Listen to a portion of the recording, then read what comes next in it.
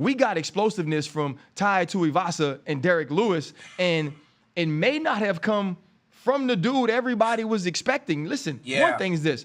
Derrick Lewis need to stop fighting in Houston, bro. I don't know. Wait. I don't know if he eat too good when he's there, dog, or if the Popeyes is free. But he does not say fight. Something about Derrick, dude? Yeah. He don't fight well there. But RC, Derrick told us something in the fight of me. He goes, I'm finally making 7 figures a fight. Dude's not a champion. Very few guys are making that. So Derrick's getting paid like that. Where is that justified? He's a massive star. People love Derrick Lewis. But more than anywhere else, where is it justified to pay Derrick Lewis those types of dollars? At his crib. Absolutely. So he just keeps getting booked there because every time he hits the curtain, bro, it's like his ovation is louder than Israel Adesanya. Mm-hmm. They love him there. So to pay him those dollars is to put him in front of the people that love him the most. They sell out the Toyota Center every single time. Unfortunately, the fights have not gone his way. But I don't believe that it went that way Saturday based on Derrick. Okay. I believe that Tai Tuivasa was just better. Mm-hmm. In the Cyril Gane fight, Derrick was afraid. He didn't want to get tired. He understood the matchup. This matchup with Tuivasa was one that, historically, he wins. Right. He beats guys like Tai Tuivasa. That's why he's been ranked so high so long. But what he didn't expect was a guy in Bam Bam that wasn't afraid at all. A guy in Bam Bam that has gotten so much better that, as we spoke about last week, you become you start to sit in this unfortunate place in your career when you have fought and lost for the title on multiple occasions. And you have to beat back these young contenders. Well, in most of those times, you can do it until eventually they match you up with someone that gets you. And Tai Tuivasa did that Saturday to extend a 4-fight win streak and turn it into a 5-fight win streak, and now place himself in the top 5 of the heavyweight division.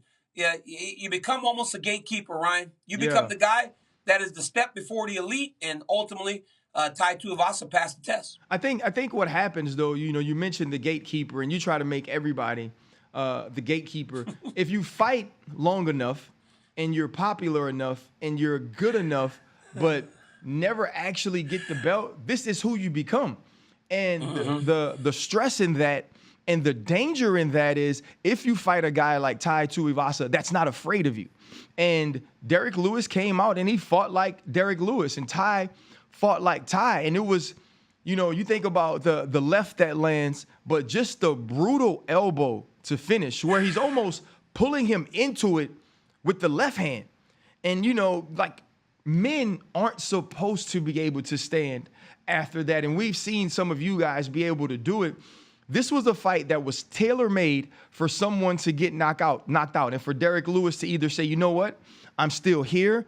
I'm still, as far as power goes, the knockout king.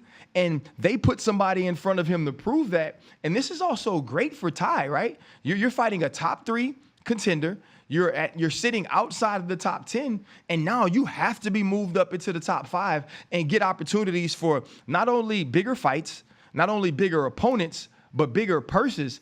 And Tai Tuivasa is actually kind of becoming the star Derrick Lewis was without the belt, right? Like he's the guy that people are lining up to see because it's going to be explosive. This is crazy. And he's super likable. And so now that shows you that he's put himself, after being 3-3, in a position to get a championship opportunity really soon. Man, looking at that graphic, and 2 years ago when the pandemic started and Tai Tuivasa was in my garage training with me before on his birthday, looking at that graphic now, Ryan, is crazy because back then I never would have thought that fast forward a couple years, 5 fights later, this dude's number 3 in the world. Right. Like, it is amazing to watch his journey because he lost 3 in a row and on his way out, RC. Like, he started 3-0, lost 3 in a row, got knocked out by JDS and got wrestled to death by Sergey Spivak, and people thought he was done. The kid got back to work, came out to California, in Abu Dhabi now working, training, getting better, and just putting on beautiful performances every single time. And to beat Derrick Lewis, the guy that had so many times taking these prospects like Tai and just sent them back in the rankings. Guys that have lost to Derrick Lewis are generally not the same. Tai went in there, fought him at his own fight, knocked him out, and now is in the top 5 in the division. But ultimately, sometimes, Ryan, your success leads to things that you aren't truly ready for. I was about to So the ask question that. now becomes, is Tai Tuivasa ready for the level of competition that he's going to fight? Because Sergey Spivak wrestled him to death. Right. But when you get into the top 5, getting wrestled to death is not just getting taken down. It's getting pummeled into the ground by a guy like Curtis Blades. I'm about to say Curtis Isn't Blades. standing in front of a former champion like Stipe Miocic. Now the competition level skyrockets. Mm-hmm. Can Tuivasa, and is Tuivasa ready for this level of competition when you watch him in there? Because being fun is one thing. Being the best in the world is on a completely different level. Is he ready to challenge that level of competition? And DC, I think that's the point that needs to be made, because of the top 5 contenders, Derrick Lewis was the one best made to fit Tai Tuivasa's skill set. Yeah, like if you look at the Curtis Blades and the Cyril Gans, the Francis Ngannou, when you think Tai Tuivasa fighting a top 5 guy, the one you wanted him to fight was Derrick Lewis. It was Derrick. And obviously he goes out and he wins that fight. But now you mention names like Gan, Miocic, Blades, and Ngannou. How would you see, because you're asking, can he do it? How do you see some of those fights playing out? And is he at that level right now?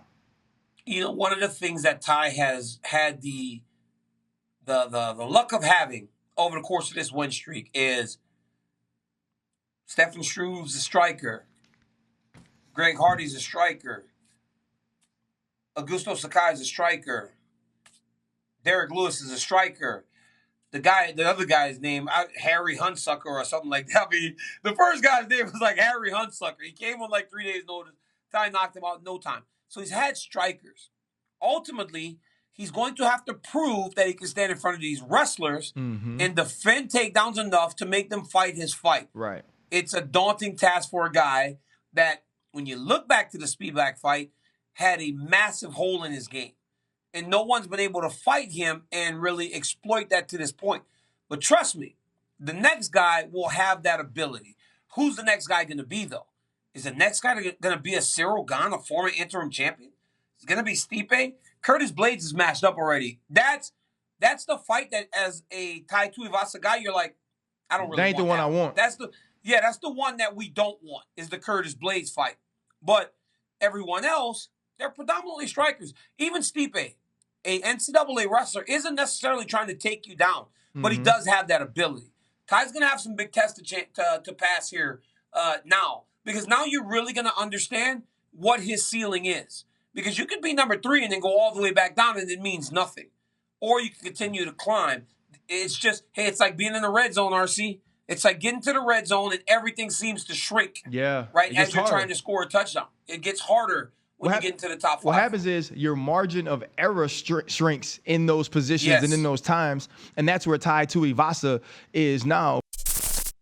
Thank you for watching ESPN on YouTube. For live streaming sports and premium content, subscribe to ESPN+.